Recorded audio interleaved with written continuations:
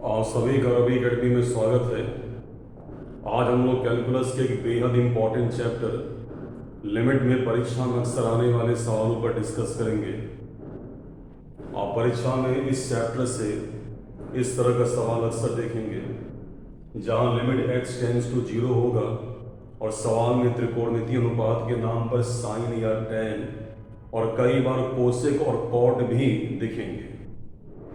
मान लीजिए कि लिमिट x टेंड्स टू 0 होने पर सवाल ऐसा है कि sign 8x plus sign 2x बटा sign 5x minus sign 3x है। इस सवाल को लगाने का तरीका इंटरमीडिएट में ये है कि हम जहाँ जहाँ भी साइन या मान लीजिए tan अगर होता है तो हम साइन थीटा बाई थीटा या tan थीटा बाई थीटा का आकार बनाने के लिए साइन या tan के कोण से भाग देकर और फिर इसी कोण से गुणा करने के बाद अगले दो स्टेप के बाद जहाँ जहाँ sine theta by theta theta tends to 0 का आकार दिखता है वहाँ वहाँ पर एक रख करके और बाकी हिस्से को हल करके लिमिट निकाल लेते हैं।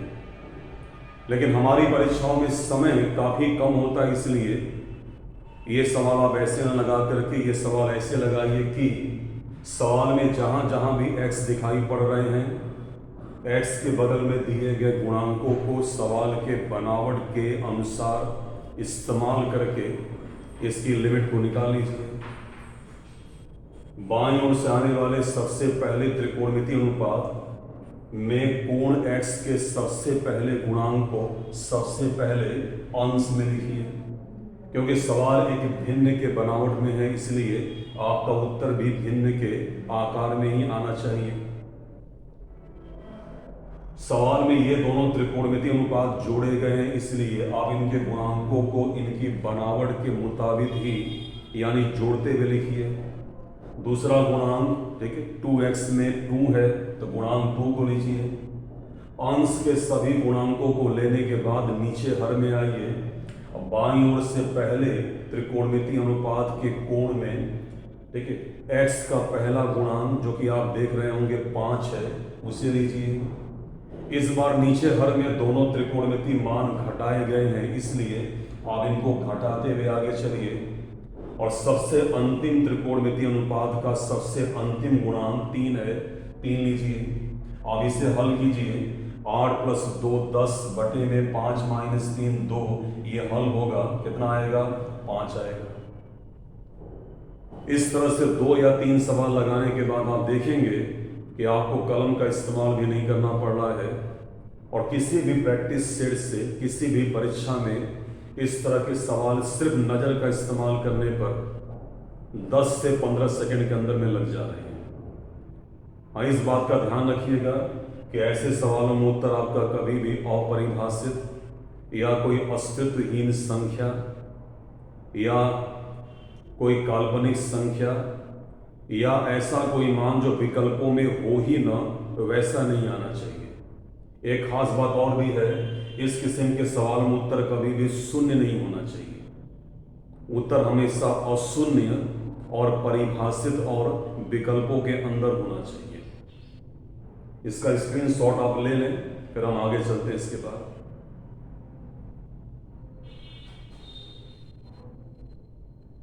परीक्षा में कई बार लिमिट x टेंड्स टू 0 होने पर सवाल केवल साइन में ही नहीं बल्कि tan के साथ भी आते हैं। जैसे limit tan 3x plus sign 8x बटा 3 sine x into tan x by 2। ठीक है, हमें ये सवाल लगाना है। तरीका वही है, लिमिट x टेंड्स टू 0 होने पर सवाल में tan या साइन होने पर हम सवाल में जहाँ जहाँ भी x नज़र आएगा उसके गुणांकों को सवाल के बनावट के मुताबिक इस्तेमाल करके जल्दी से उत्तर निकालना चाहेंगे। अंश में बाईं ओर से पहले त्रिकोणमितीय अनुपात का पहला गुणांक 3 है तो 3 लेंगे। अंश में जोड़ा गया है इन दोनों त्रिकोणमितीय मानों को, तो हम गुणांकों को जोड़ते हुए आगे चलेंगे। दूसरा गुणांक आप सबको दिख रहा होगा 8 है तो 8 को लेंगे।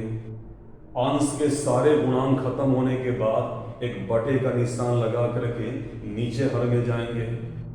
अगर कोई ऐसी संख्या जो कि बिना x के है तो वो जिस जगह पर और जिस आकार में है उसको उसी जगह पर उसी ढंग से लेंगे। तो यहाँ 3 को उसी जगह पर लेंगे और क्योंकि 3 यहाँ पर बतौर गुणन है तो हम इसे गुणा करते हुए लेंगे।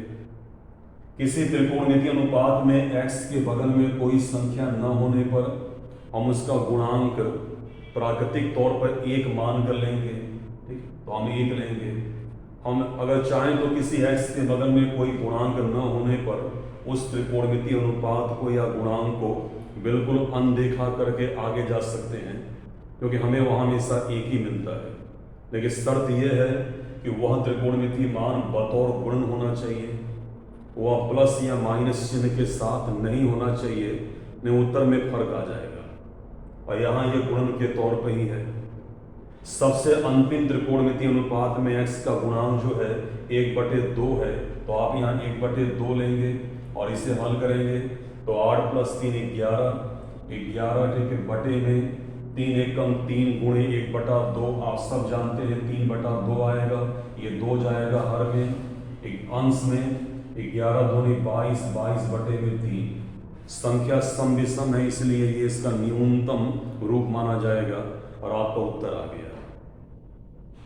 आप ये सवाल बिना कलम का इस्तेमाल किए केवल नज़रों से भी कर सकते हैं। जैसे पहला गुणांक 3 तो 3 प्लस दूसरा गुणांक 8 तो 8, 8 + 3 11, ये दिमाग में रख लीजिए आप अंश के लिए। नीचे हर में सारे गुणांकों को लीजिए उनकी बनावट के मुताबिक। तो यहाँ गुणांक 1 है, बगल में 1/2 है, तो 1 गुणे 1/2, 1/2। और जैसा कि मैंने पहले बताया था, x विहीन संख्या को ज्यों का त्यों उसी जगह पर उसी ढांचे के साथ लीजिएगा। तो 1/2 गुणे 3, 3/2, बाकी आप हल करके इसका उत्तर निकाल सकते हैं। इस बात का ध्यान रखिएगा, उत्तर कभी भी शून्य या अपरिभाषित संख्या नहीं आनी चाहिए। मैं आपको आगे भी अगले वीडियो में इस चैप्टर से जुड़े हुए तमाम इम्पॉर्टेंट परीक्षा में अक्सर आने वाले सवालों को बताता रहूँगा। इस वीडियो को अपने मित्रों को शेयर कीजिए, इस चैनल को सब्सक्राइब कीजिए। मैं आपको पूरे सिलेबस का एक एक करके पूरा पैटर्न पूरे कोर्स का मैं देता चलूँगा। अपने मित्रों को सब्सक्राइब करने के लिए कहिए, आप सब्सक्राइब कीजिए, मित्रों को शेयर कीजिए जिससे उनको मदद मिले, और अगले वीडियो के लिए इंतजार कीजिए। आप सभी को नमस्कार।